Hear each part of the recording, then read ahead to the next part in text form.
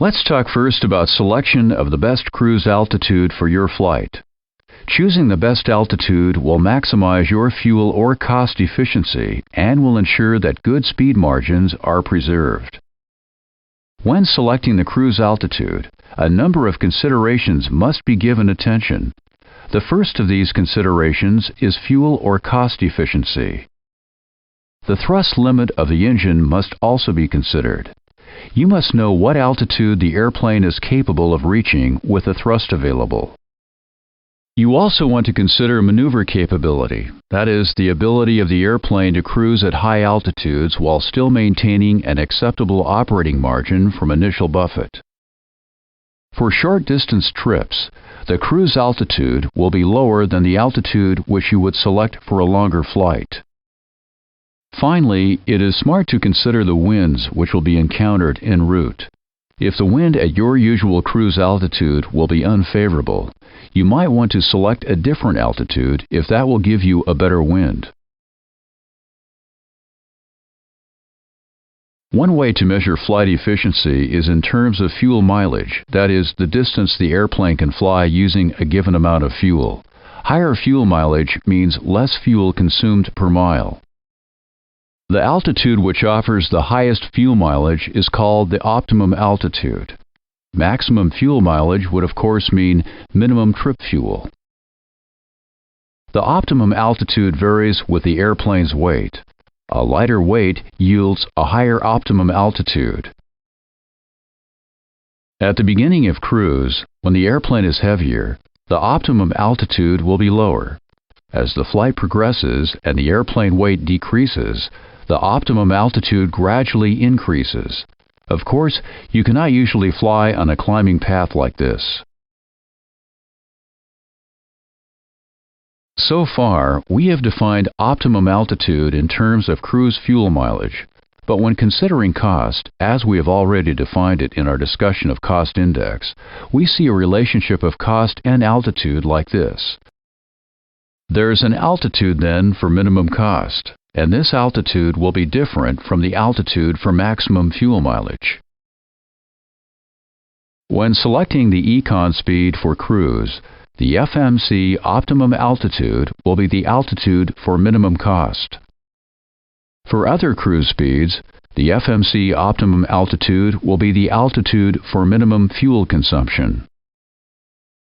The ideal flight path will always keep the airplane in an altitude band from 2,000 feet above optimum to 2,000 feet below optimum. This way, the efficiency is maximized. Flying more than 2,000 feet below the optimum altitude significantly increases the fuel consumption.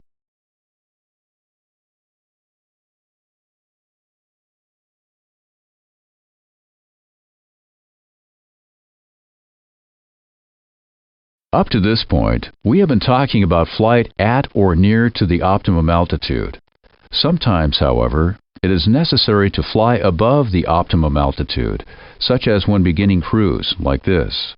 What is the maximum altitude of which the airplane is capable? The altitude at which an airplane might operate is constrained by several factors. One of those factors is the thrust available from the engines. As the airplane climbs to higher altitudes, the available thrust decreases, reducing the airplane's rate of climb.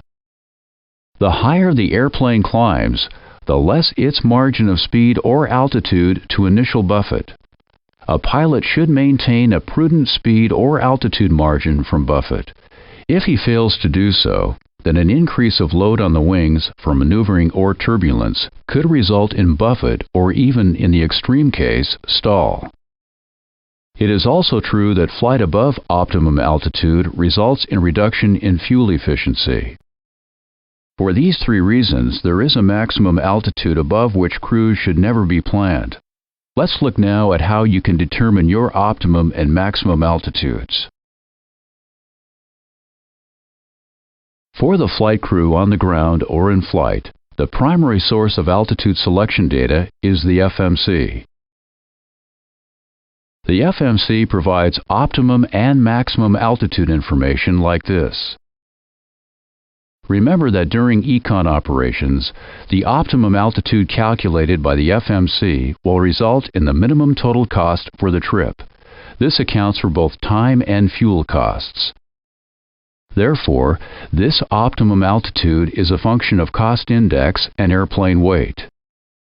If the airplane is operating in a speed control mode, such as at constant Mach number or at LRC, this optimum altitude is the altitude which will result in the minimum trip fuel.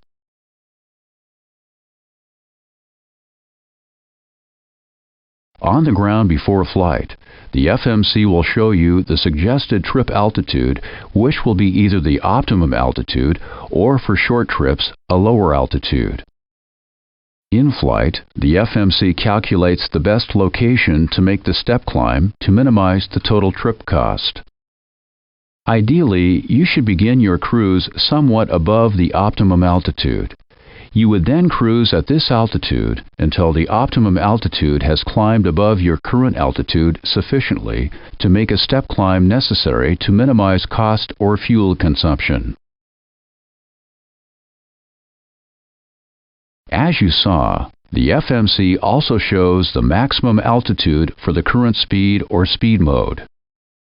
This maximum altitude is based on the lower of the thrust limited altitude or the maneuver margin limited altitude. The thrust limited altitude is the highest altitude the airplane can maintain at the maximum cruise thrust rating or climb to at the maximum climb rating. It depends on the air temperature. In general, though, even on a hot day, the airplane will be capable of flying at least 2,000 feet above optimum if desired. This calculation is done with a small nominal residual rate of climb. This minimum residual rate of climb can be changed by maintenance. As stated above, the other limitation checked during the maximum altitude calculation is the maneuver margin to initial Buffett. In this discussion, we will talk about maneuver margin. We mean the number of Gs the airplane could experience before entering Buffett. A 1.2 G margin means initial Buffett would be expected upon reaching a steady 34-degree bank.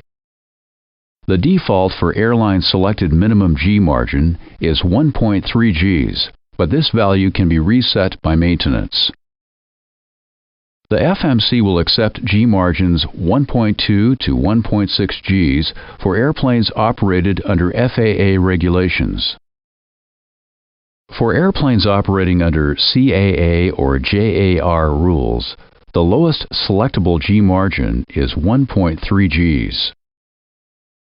When the FMC is inoperative, the pilot may refer to the QRH for altitude selection information. Next, let's talk about en route climb.